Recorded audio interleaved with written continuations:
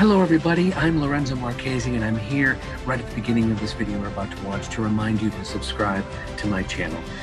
It's very helpful if you do, and also please tell your friends, your family members, and share it if you can. Love to hear your comments and feedback, but just want to make sure you subscribe. Thanks for watching and we'll see you soon.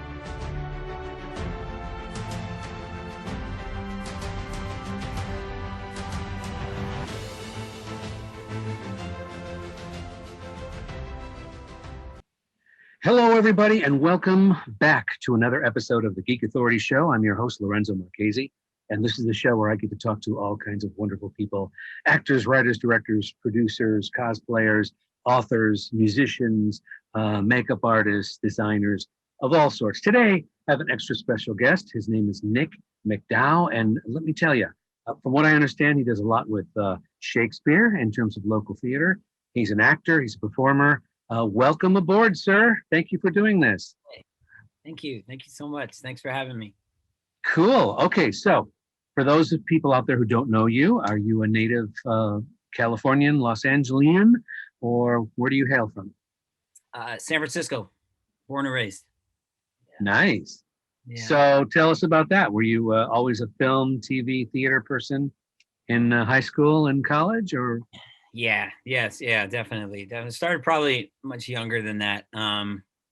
Definitely, I started acting around 10 years old. My family moved to a little town called Fairfield, California, and I was when I was around 10. We still have ties and roots in the city in San Francisco, but that's when I started acting. Yeah, it's a great little theater community out there. And then where is that in relation to LA and San Francisco? It's basically northeast towards Sacramento. Okay. It's like right near Napa. Okay. Right near Napa, between and right after Vallejo. And you said you were how old? I think I was like 10 or 11. Doing what? What was your first thing? Oh. Well, I'd always ask my mom. For some reason, somebody got it in my head as like, you should act and do commercials and stuff. And so I kept saying that to my mom, and then she put me in a play, and that's kind of when it started. Yeah, I did my first play, and I think I did like at least one or two plays every year since then. Wow! So you don't remember your very, very first play? Oh, I do. No, I was a shoemaker. It was the 12 Dancing Princesses and the Shoemaker's Elves. And I was a shoemaker. I had one scene, but I had 40 lines. It was intense. Wow. Yeah. Wow. For a 10-year-old, huh? Yeah, it was intense. I remember actually practicing. I remember that feeling of like practicing the lines and then just knowing them. Like it came easy to you, is what you're saying. It was weird. Yeah, it was like, I don't want to say it came easy. Like it just, but it did. Like I felt it in my brain. I was like, 1 minute I didn't have them, and then the next minute I was like, I did, and I was like, wow. Like I know, like it was weird. It was like you practice it a little bit and you get it. So I guess maybe it did kind of come easy. Well, a lot of people, sometimes some actors I've talked to say that the memorizing part is the hardest, and then once they know it, then the character flows and all that. So, so when did your interest into Shakespeare come about? I mean, because that's pretty tough dialogue. Oh, sure. Yeah. I mean, I think, well, it's hard to not be around it at some point, like, and it kind of always stuck with me. I remember my dad's he's very funny. He's a very fun, eccentric person. He's got a lot of interests and a lot of talents. And one time he just said to me outside of his work, we were in the car, and he said, "Nick, just remember something." I was like, "What?" He goes, "To be or not to be? That is the question." And this was when I was still living in the city as a kid. And here we are, like, here he is double parked in San Francisco. That's what he had to say to me before he ran into the store. I don't know what, and I'm waiting in the car by myself. And I've pondered. Did you know what it was? Had no idea what he was talking about. No idea. But he was like, just remember, that's the question. And I said, okay, that's the question. So when did the epiphany come when did you had to read it in class or something? Or did you perform it and go, oh my God, my father said to me this 10 years ago? So as I said, like this community in Fairfield, once we moved there, this theater community, led by the teachers at the junior college there, that is called ATP, Actors Training Program. And a lot of their students ended up being people who directed the youth theater. Like that program was headed by a man named George McGuire. And like a lot of his students ended up teaching me and directing me. There's another man also too named Terry Rucker, who's just brilliant as well. And he was like one of my first director in the beginning, but a lot of his little proteges or young proteges were graduates of the ATP program. So, and I'd worked with these people as often as I could. And then I think around 13 or 14, a friend of mine named John Tracy, who had directed me a few times back then, was directing a Shakespeare in the Park production of Twelfth Night. And he said, Nick, you know, I need somebody to be an understudy, but also somebody who's on stage time. It was a kind of Shakespeare in the Park performance where we never dropped character, which is I'm like one of the best ways to be introduced to Shakespeare now that I mention it. And I think about it, like, you know, you're outside, which is how it's meant to be performed. You're always in character. People can always see you. You're walking throughout the park. And really just great opportunity just to have fun and not have too much, you know, just to be an actor. Like this is, you know, and I guess it just really, he really sort of encouraged me to activate my strengths, you know? What time frame is this? What year are we talking? Ooh, probably like 97, 98. Okay. And you were in school, or this is just a summer thing, or? Well, it was a professional thing. This was like professional theater. I think that it was called the Solano Repertory Company. I think it might have been had some equity contracts in there. So it was like, it was not part of my school at all. But as I said, I kind of grew up in this theater community and I knew almost everybody in the play. And then somebody actually, in fact, did drop out. And then my director, John, had to fill that role, which was Sir Toby. And then I took John's role, Sebastian. So I had a role. I was Sebastian in Twelfth Night. It was just, yeah, it was like I said, like it wasn't like this is anything other than a play. It's just a play, and you get to be in character the whole time. And everybody, and I worked with adults, worked with professionals, and yeah, just that was kind of it. That was like the bug. At the same time, you said you were doing commercials as well? No, I never had any sort of like film and TV kind of thing until after I graduated from UCLA. Okay. The theater school at UCLA, yeah. So when did you go to UCLA? How long ago was that? I got in there at 2004. Okay. And you were a theater major, right? Mm-hmm. Okay. And now, were you doing back in high school and then in college, were you doing things like musical theater? Are you a singer? Yeah, all the time. Not in college, but definitely definitely all through through my childhood. A guy, Terry Rucker, I mentioned, probably the most formative experience for me, which I actually mentioned in my UCLA interview. They asked me, they're like, what was the moment you knew you wanted to be an actor? And Terry had directed us in a play called Runaways, a Broadway musical called Runaways, which I guess Diane Lane was in the original Broadway cast. It was written by Elizabeth Swados, and it just had a profound impact on me. It was like, I guess it was written by actual people who had been runaways. And we were on stage the whole time, in character the whole time. Yeah, it's a very moving play, and that kind of did it for me. It was a musical, singing, a lot of singing, and monologues. Right. Do you like doing musicals, or do you prefer the drama, comedy? Oh no, hell yeah! I love music. I love music. I still work on my voice. I'm not much of a dancer, but I don't know that it's not. I don't know. I haven't found a way to pursue it seriously. But I do practice singing. I love it. It's fun. It's great. Wow. Yeah. So just curious, do you have a dream role of a theatrical production, musical, drama, or comedy that you would want to do? Oh man. Um. Yeah. Yeah. I mean, maybe. I don't know. It's something Shakespeare. Something Shakespeare where I just like I like something anything Shakespeare really. I just want to do that for a living. You know. So Shakespeare's your go-to. Mm-hmm. Yeah. Okay. So you're thinking like what, Hamlet kind of key role? That's the thing. I mean, like, Puck?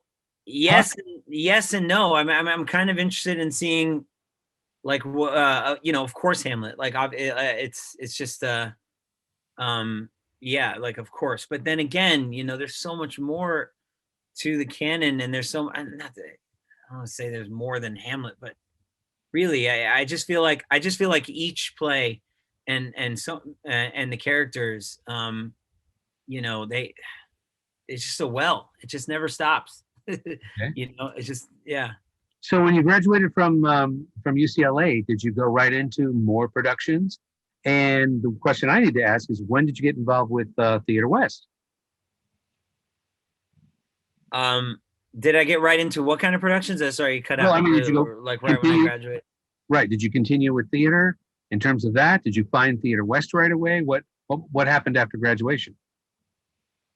Oh yeah, it was cool. I was able to do theater and also film and TV at the same time. Like I got I was fortunate in many ways. There was a theater company that had basically started at UCLA while I was there. I got to do a lot of plays with them. They were called the LA Theater Ensemble.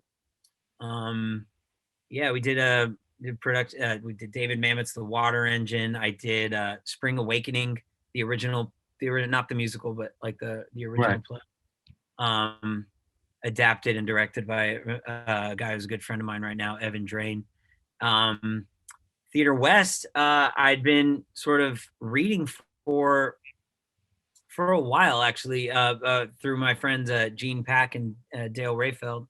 They would bring me into the writers workshop, and then I got cast in an awesome play by Barbara Beery, called The Socialization of Ruthie Shapiro. It's a beautiful play. It really is beautiful. And that kind of just, that was it. Yeah, just like it started like going to the writers workshop, and then I would audition for plays, became a member. But it wasn't until the last 5 years that I took over the Shakespeare moderation, the Okay. Well, Shakespeare workshop. so how long have you been with Theater West? When was that first? Long time. Like I Okay. don't even. It's been a long time.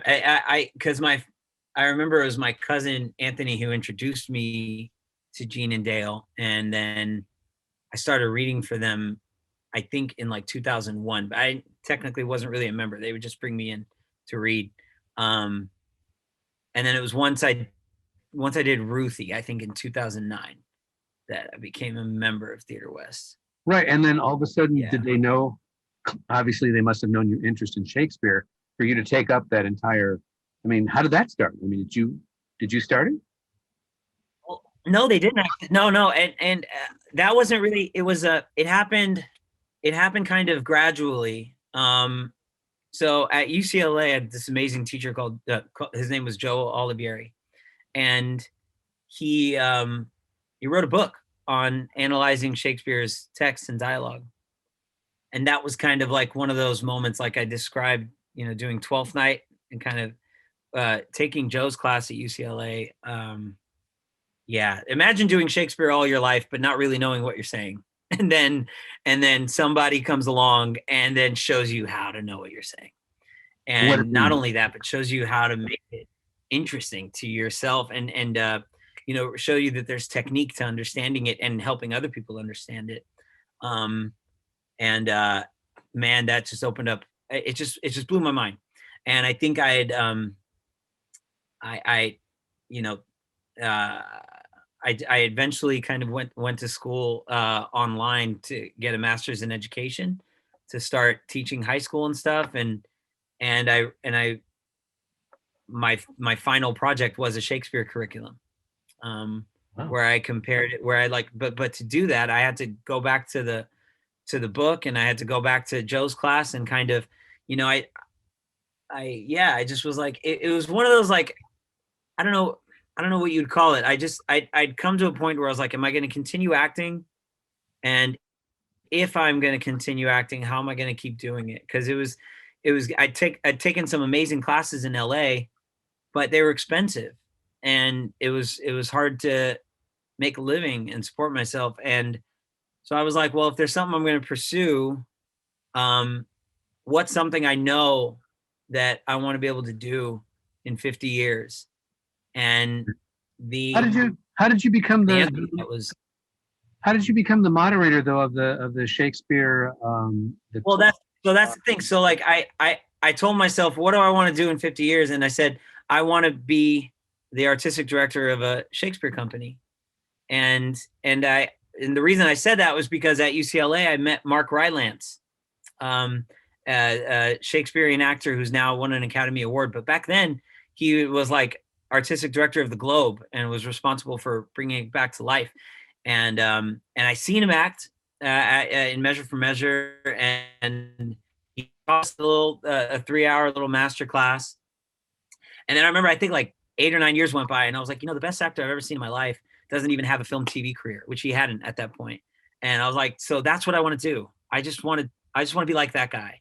And then of course he ends up getting a film and TV career, wins an Oscar. But there was an opening at Theater West, the Shakespeare moderator, which they'd always had, I think, since it was founded, as far as I know. The Shakespeare moderator was not going to be doing it anymore, and I put, threw my name in the hat, and by that time, because of my teaching experience, I had already taught Shakespeare at the Santa Monica Broad Stage, and I'd already taught several Shakespeare kind of curriculums, and I had a grasp of at least how to teach some of it. So I was able to sort of, convey that. And then, they just gave me they let me be the moderator, and I've been the moderator ever since. Okay. So if someone wants to join the Shakespeare workshop, is it something they go online, or they contact you, or how does that work?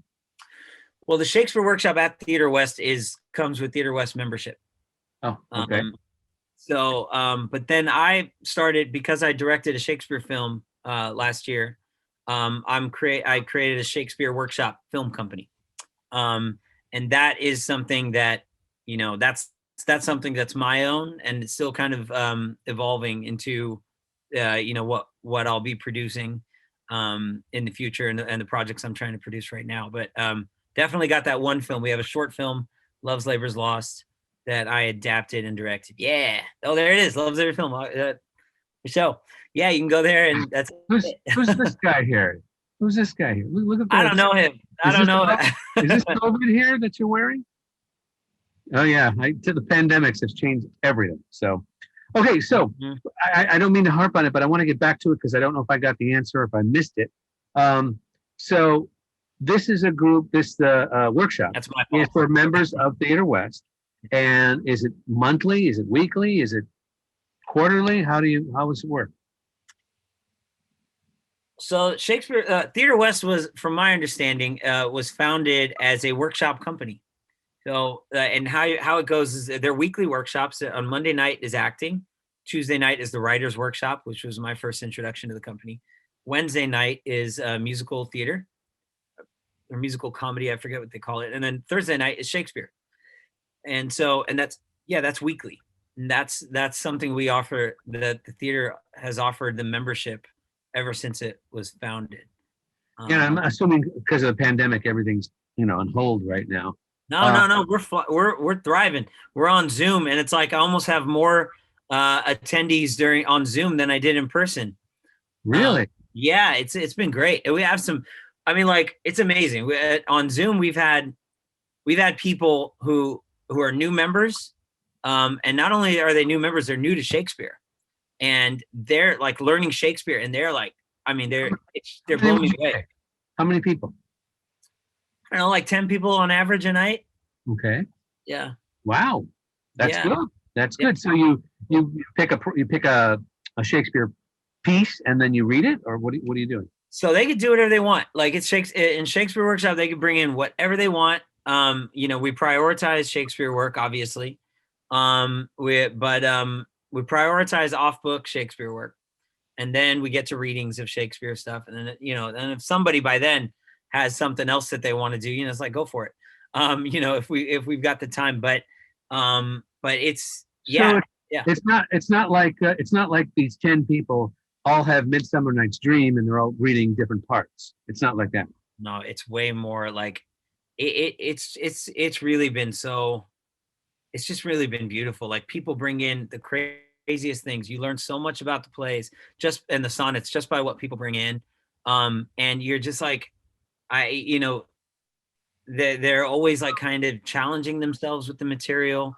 I'm often saying that, guys, that's the first time I've ever seen that character.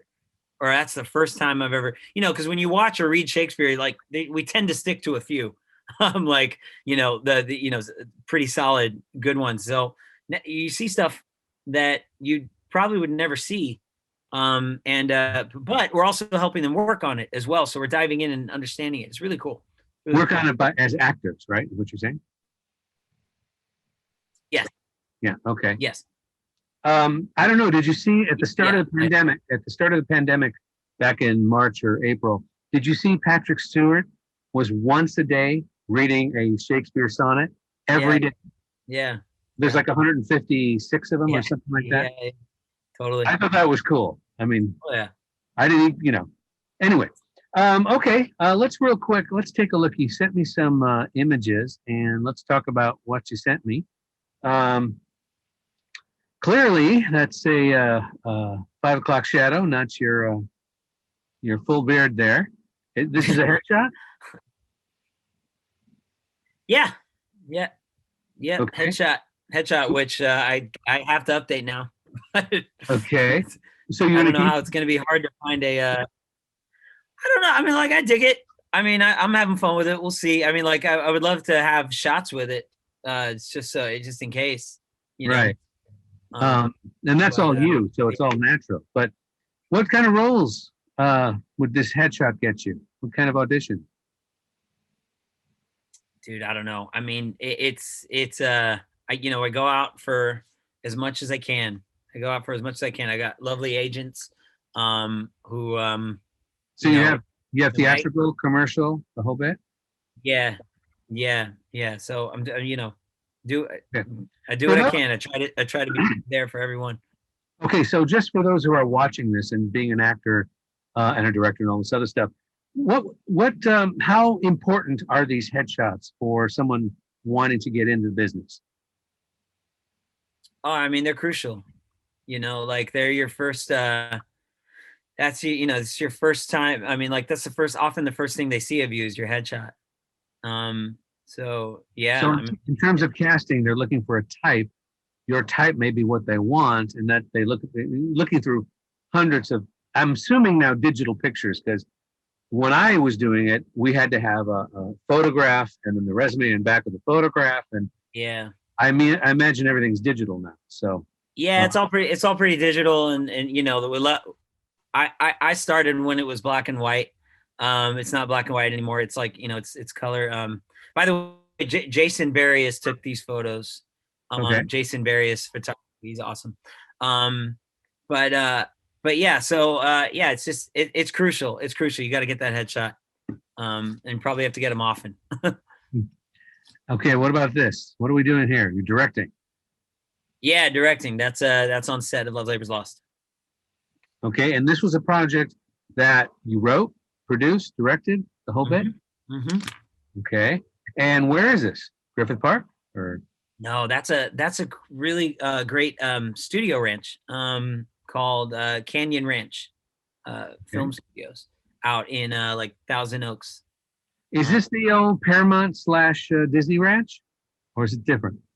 I don't know if it's I don't know its history, but they're lovely people who run the place. And it was a really awesome place. We had it for 3 days. Really great. And Who's your assistant there? No, want to give her a shout out? That's Lana Marks. She's our scripty. She's our script supervisor. Continuity. Okay. Yeah, she's doing it on the iPad. She's on it. And again, for those who don't know, continuity or script supervisor is the person who basically kind of keeps track of every little detail in terms of setup so that they match when they do a wide shot or a close up or a reverse and all this other stuff. So there's consistency. And if you don't know what I'm talking about, I'm sure there's shows or movies you've watched where somebody's holding something in one shot, they reversed it, and it's gone in the next shot. And that's what continuity does. Mm-hmm. I like this one. Yeah, same guy, same photo, same photographer. More commercial now. I guess like the big smile is. And you look young. You look very young, so that's a good thing. I appreciate it. Thanks. What's this now? Where's this? That's me at a hookah bar. Really? That's and there's a German. I don't know if he was a journalist or just a.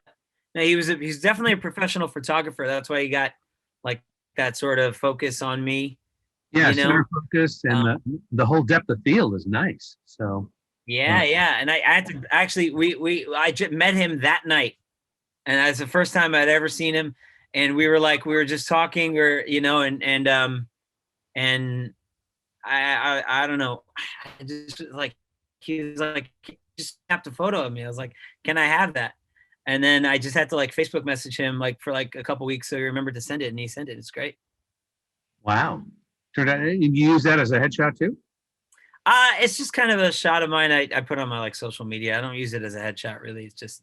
And are you SAG and AFTRA and Equity as well? Yeah. Okay. Are you part of the Writers Guild or Directors Guild? No, not yet. Not yet. Yeah. Okay. Yeah. All right. Let's look at. You gave me some web links here, and let's check this out. So, what are we looking at here? All right. So that's the film's website. And what's going on in Loop is just some shots from the film Now tell us about this. When did you decide to do this, and how was the writing process? Because it looks modern, but it's obviously Shakespeare, right? Yeah. So what was your process?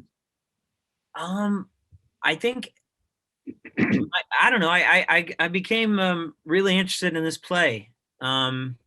It's Shakespeare's. It might be his first original concept. So, and there's only 3 plays that scholars can't really find any source material for. They can't really agree upon any source material. How long is the original text? Original text, the play? Yeah. I think if you have a certain pace to it, you can get it done in 2 hours. Okay. How long is your script? Oh, well, this script is just one scene. So it's about a 13-minute film. Okay, so it's like a small portion of the entire play. Yeah. Or did you capsulize it story-wise? What did you do? No, just one scene. We just shot one actual scene from start to finish. And how did you cast? Did you look for Shakespearean experienced actors? I was fortunate enough to get to assistant direct at UCLA a few years prior to this with Joe and Paul Wagar, professor friends of mine at UCLA. And some of the actors I'd met in that process in the play that we'd cast, Double Falsehood, like Fatima right there, I'd met her there. And it was like sort of once I knew I had this core group of people that I was really excited about making a film with, then the casting everybody else, it was a really fun process. It was like, I put it out on Actors Access, and we saw a lot of great actors. We saw a lot of great actors. There's a lot of really great Shakespeare actors in LA. It was really cool. You specifically look for Shakespeare on their credits, right? Well, we just asked them to do a Shakespeare monologue. I wasn't necessarily like, mining for certain credits. We just asked them to bring in a piece, and then from there we did callbacks where they read, from the. So how many to be or not to be's did you get in the audition? I don't think got any. Really? People know to stay away from that. Like it's I don't think I got a single one of those. but we saw some great. It was hard. It was hard to make a decision. I mean, obviously, I'm in love with all the people we cast. But it's just, it's all about the direction. It's all about, the type and stuff like that you're going with. Chemistry, right? Yeah. All right, let's check out your IMDb you sent me. Yeah. Oh, there's the picture. And anything you want to highlight? Should I go? Where should I go? I don't. Looks like you had a bunch of shorts on there. You were in NCIS LA. Yeah, I was about 2 NCIS, 2 of those. Yeah, all my TV stuff has been just really great experiences. So yeah, I mean that's always, I always look back on that fondly. Okay, any behind the scenes stories you can tell us? Funny things, bloopers, weird things. That Hollywood gossip that no one talks about. Yeah, right. Oh man, that's okay. For example, let me you're on. Let's go NCIS. Where you played, I guess, Javid. Is that how you pronounce it? Javid. Javid. Okay. Javid, yeah. What was that? Was that a one-day shoot? Did you get to shoot the whole 5? That one was a one day, I believe. I think. Yeah, that was a one day. So Asian calls you up at some point. You go to audition for the casting people. Actually, yeah, that's it. Okay, so both NCISs were a really cool story. Yeah, so I at UCLA we had a really cool guy. I forgot his name, but he was a casting director. He came visited us, and he gave us some tips about working in film and TV. And he had said something like, you got to be on your side. You can't be down on yourself. Always practice, always prep really hard. But something's going to happen. You're going to be late one day, and something's going to happen in LA. This and that. You're going to be, can't get out of your day job or whatever. So he's like, if you're ever late, just call up your agent, let casting know, and then don't worry about it. Let everybody gets it. Everybody understands. And really, is that true? It was just people get it. It's just they get it. Like, so just put it past you. Get past it. And just call them up, be like, hey, I'm running late. I mean, like, if you're like a chronic late person, if it happens, this is what you do. And I was like, I think I worked at the Apple store in Santa Monica. And I had to go from Santa Monica all the way to Paramount, I think, for this audition, or Gower or something like that. And it's just, how that drive at like 3 or 4 o'clock. It's going to take you an hour. It's going to take you an hour and 15 minutes or something, just sitting on Santa Monica Boulevard or whatever.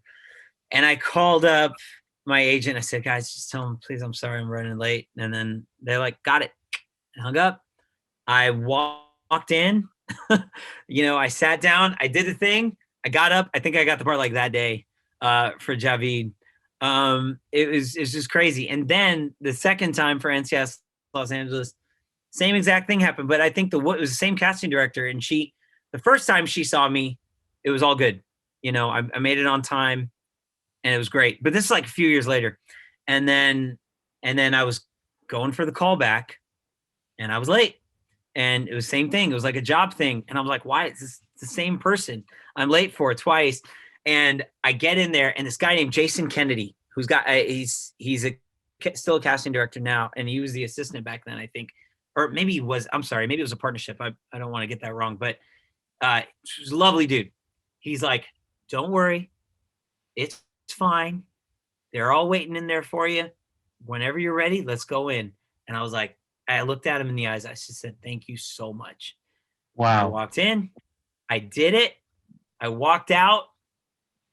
And I got the part. But what the kicker was, that the writer for the episode on set told me, he goes, hey, Nick, he's like, Nick, we were all ready to pick and just pick somebody without you. And apparently the casting director had said we should wait for Nick. Like, we should wait and hold off for Nick. And then once I left the room, the writer told me the director just looked at everybody and said, well, I'm glad we waited for Nick. So I was like, wow. I mean, like, look, I've not gotten more auditions than I've gotten, but I I want to say that it can happen. Just keep your head in the game. If you're ever late, if you're ever anything, you did your prep, you worked really hard. LA's really hard town to get around, and people get it.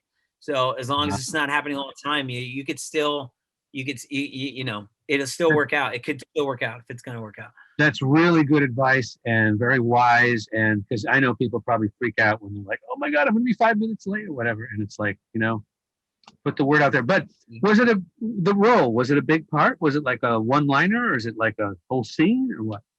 I think the first one was, I think there was a few lines, but they didn't end up using them.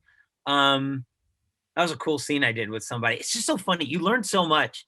The actor that I'd done the first NCIS with, he was like torturing me, and he was like, he was improvising, and it was just, oh my God. I mean, like, he got me to the point where I was like, he scared me, and I screamed so loud that the crew was like, we had thought like a light fell on you or something like that. I was like, and it wasn't me. I mean, it was what this actor was getting out of me, but based on his, and it just, you just learn so much, man. But just by being there and seeing these pros. So how was the rehearsal for that? How didn't you know what you were going into, or no? You rehearse mainly yourself. There's not really much rehearsal for,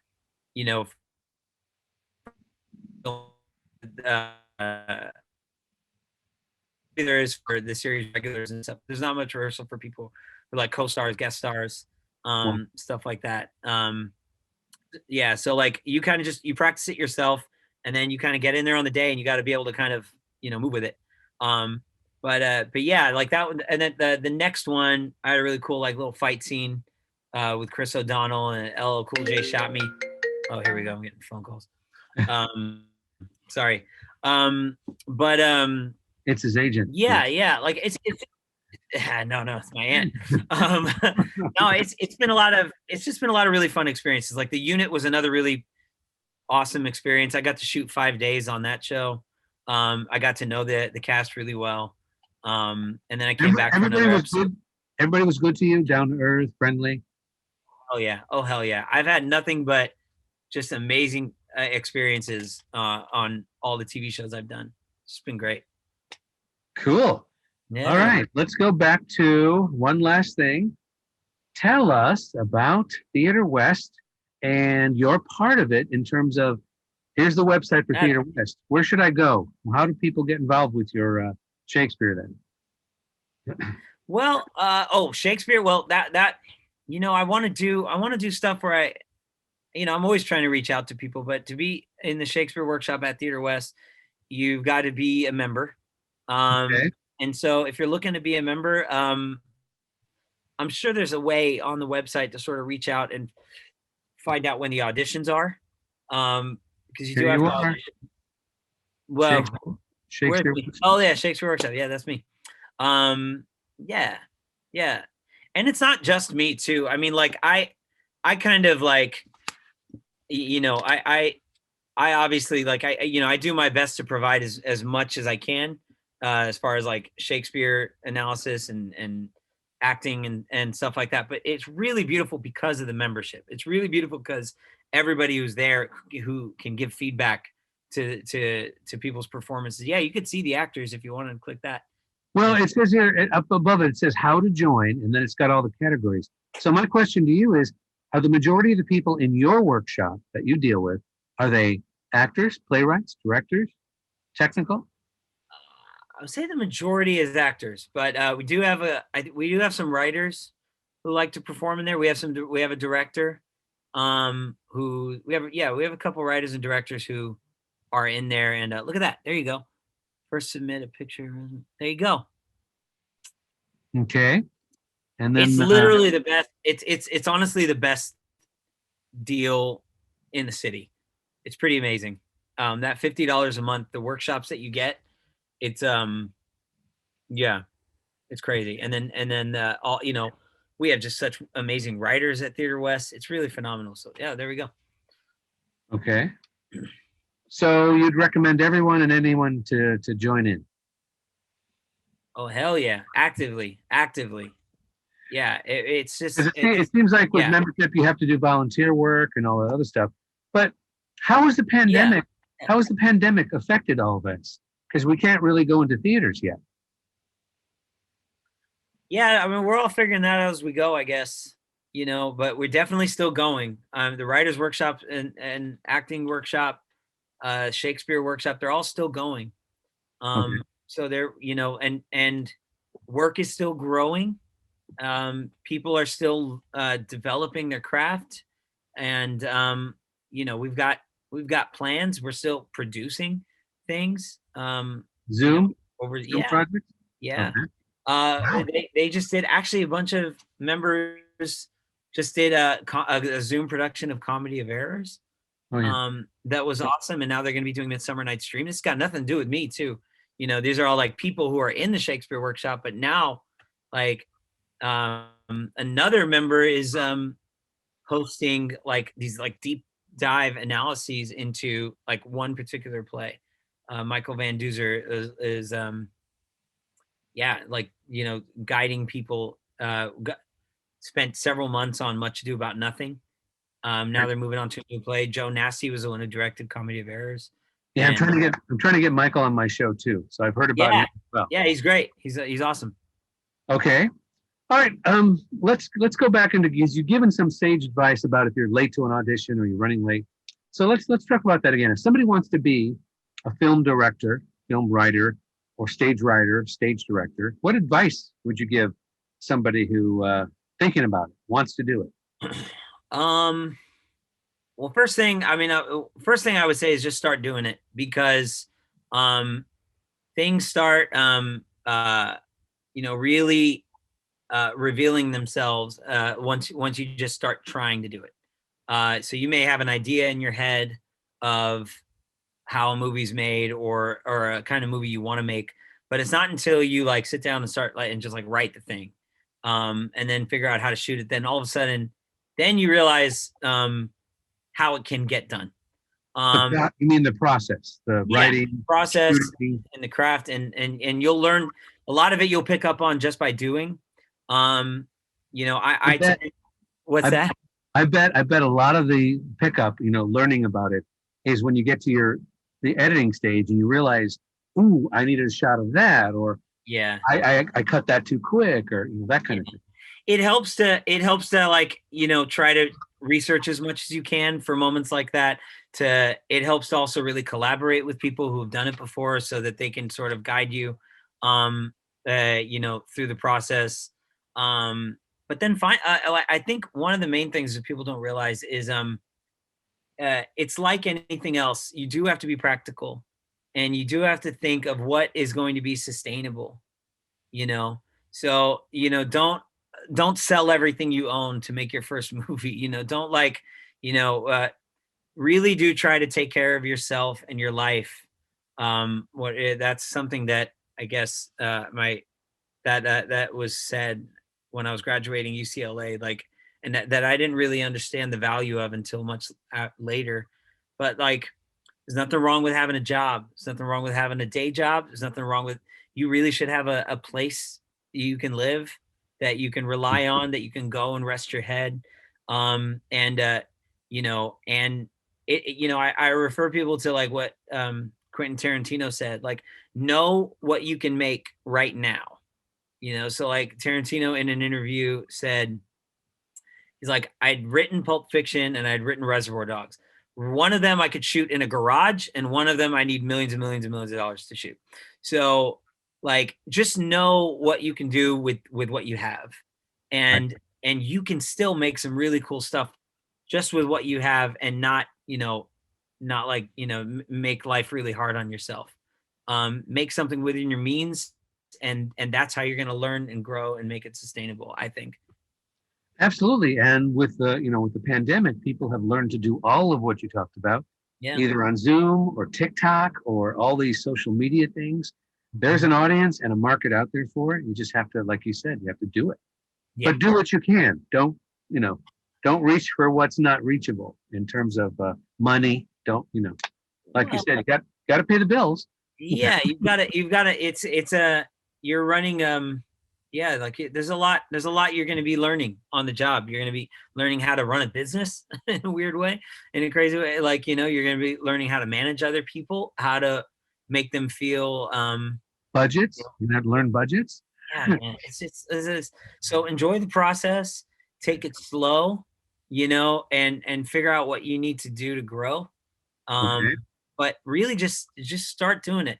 Just start doing it. Like, instead of, like, you'll get to the point, if you really want to do it, you'll get to the point where, like, you put down the video game, or you put down the whatever, that maybe you're not going to have a beer that night, or you're not going to go out drinking, or you're not going to this and that, and you're just going to stay home and write. Wow. And that's that. Once you get, like, it's not until you get there that things don't start really materializing as far as being productive. Wow. Yeah. Very cool. Okay. Before we go, I got a series of questions. I call them rapid fire that I ask everybody. So it's okay if you have to think a little bit about it. But everybody has a different place. So what would you say, first question, what would you say is your all-time favorite film or films, your go-to movies? Oh man, it always changes. I mean, I love Casablanca. I don't know. I love Casablanca. But then I started thinking about, like, movies that, like, I really dug when I was a kid. So, like, I love the original Ninja Turtles movie. That movie just blows me away. I love White Man Can't Jump.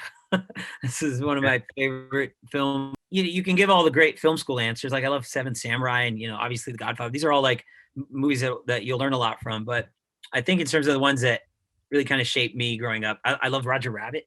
I loved Who Framed Roger Rabbit as a kid. I watched a lot of movies as a kid. And I did too. yeah, My films include, like, Back to the Future, yeah, Gremlins, and Explorers, and all those, and basically fantasy films. E.T. I was there for E.T. totally. Indiana Jones, and that whole era of action, adventure, science fiction. When they made, Spielberg, like, he's created a whole like a whole generation. He's created, like, yeah, like you said, you can keep listing him and there'll still be Spielberg movies. You know what I mean? yeah, well, there's always that little tiny one called Star Wars. Yeah, that's true. But 1977 and The Empire Strikes Back. Have you seen that Spielberg documentary on HBO where they all kind of, George Lucas shows them the first cut without the special effects, and Brian De Palma and Spielberg, and I think it's I don't know who else, but apparently Brian De Palma just flips out. He's like, I don't understand anything. Who's the hairy guy? What's going on? Da, da, da, da. And Brian De Palma's like, okay, look, this is what you need.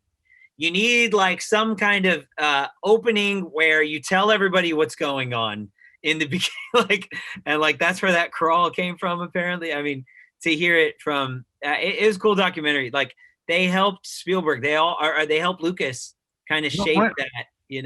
What's the documentary called? Do you remember? Oof. No, I don't know what it's called, but it's about Steven Spielberg, and it's on. I think HBO released it. Okay.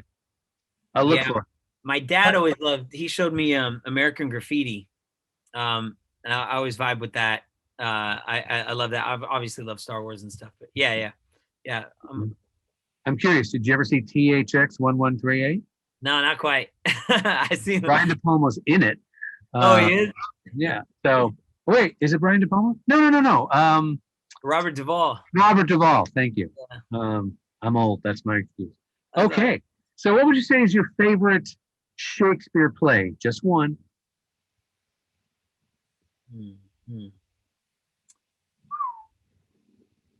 Well, Love's Labor's Lost for a long time that's why I made the film. Love's Labor's Lost, it really does. There's something really that intrigues me about it. I have to say, probably, though, like, if we're talking about, his library. Yeah, I mean, I really love Othello. I really love King Lear. See, I lean toward the comedies. My favorite is Much Ado About Nothing. I love that. And you're not wrong. It's amazing. It's, like, that's, yeah. It's so crazy. It's really hard to pick one.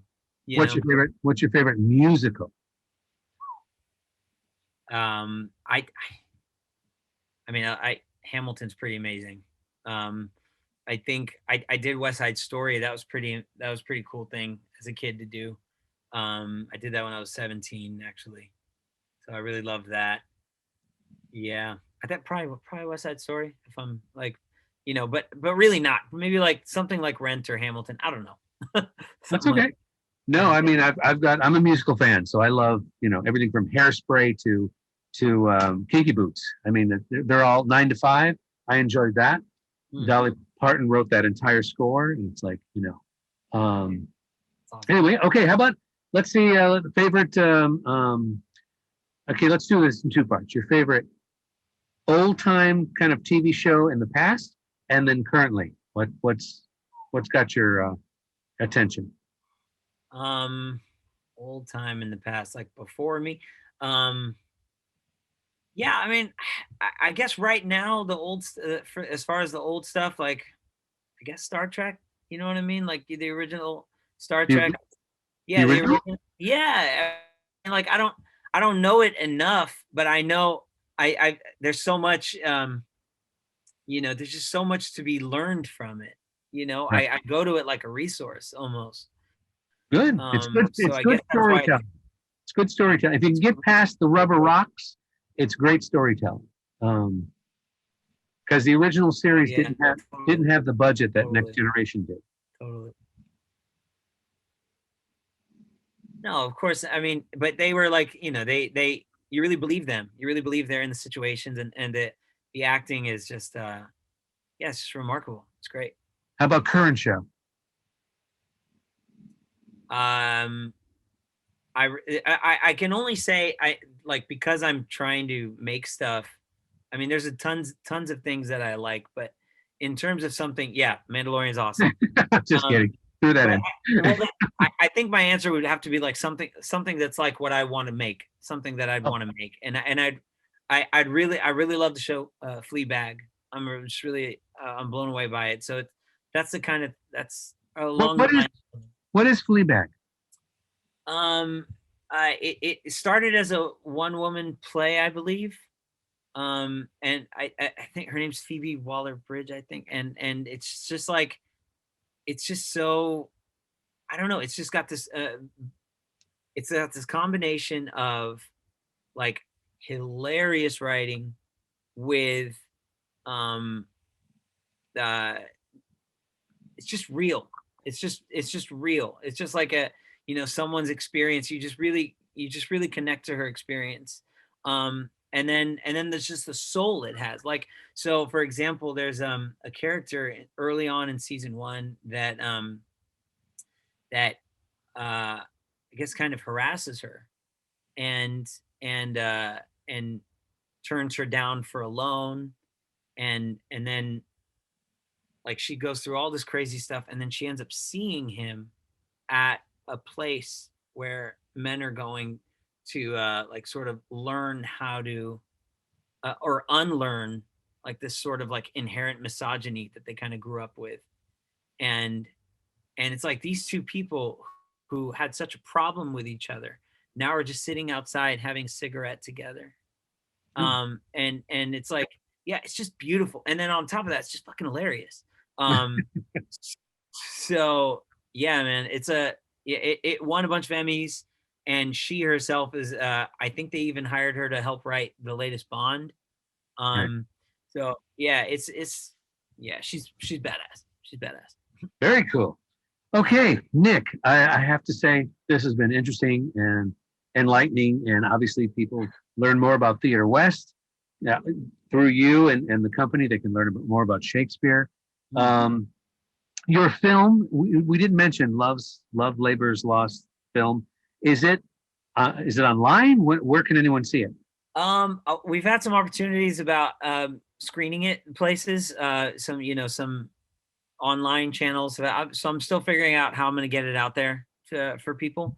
Um, YouTube, not YouTube. yeah, I mean it'll be available at some point on one of those things. Where of course it's a short film that we're trying to make a feature. So hopefully people will be able to see the short and then as well as one day the feature when we make it. So you want to make a big studio project or kind of an independent film? I do. I want to make the film. I do want to make the play, and you'll kind of like that's the thing about Shakespeare. You can do it on a big budget. You can, but then if your only opportunity to do it is on a smaller budget, it's going to change the production, obviously. But I think I'd still be able to get get what I want across. Either Very way. Cool. Yeah. Well, we're going to have to look forward to that. Once again, Nick, this has been exciting and informative, and I appreciate you doing this for me and talking to me. And for everybody out there, I'll have all this information below. You can click on some of the links that we've seen, so you can go there, as well as if you have any questions, you can put them below, and I can forward them to Nick or whatever. And if you want to know more about what he's doing or the Theater West Shakespeare workshop. But that's it. Thank you so much, everybody. If you haven't hit the subscribe button, of course, hit that subscribe button.